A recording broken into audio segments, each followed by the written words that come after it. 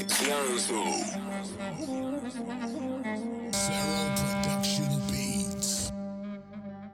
bir rakıdan çıkır beş arafla kumazına fazla bizlerin bebeğini tuşini filmler ben ama saz beşim yamirin yazdı Güvendiğiniz mafya bile sizi kurtaramayacak.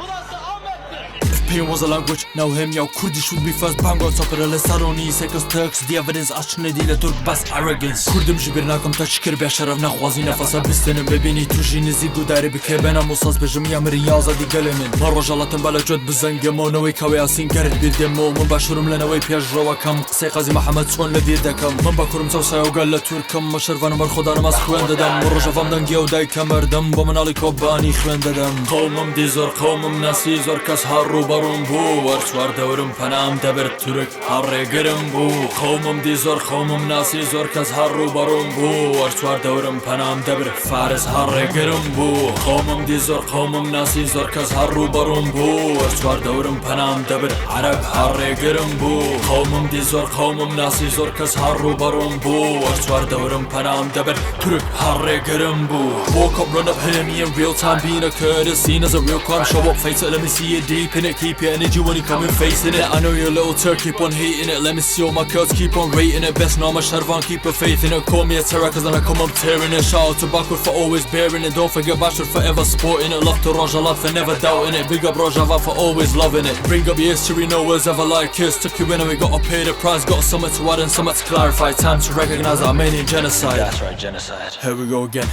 now him yo Hashtag I'm a sport, I got love for you. What you facing is nothing new to you. Him ya bra sport, I got news for you. I know urçuluk is planted into you. Biji Ahmed, biji Kurdu, Kurdistan. Freedom led us devleti faştan. Say it when we say it loud and clear. We're the descendants, we've always been here. Pain was a language, now him ya Kurdish should be first bang on top of the list. I don't need seconds Turks. The evidence aşçına değil Türk bas arrogance. Kurdim bir nakam taşkır be şeref. Nakhwazi nefasa bislenin bebini. Tujini zigu dari bike ben amosaz bejim yamirin yazadi gelemin.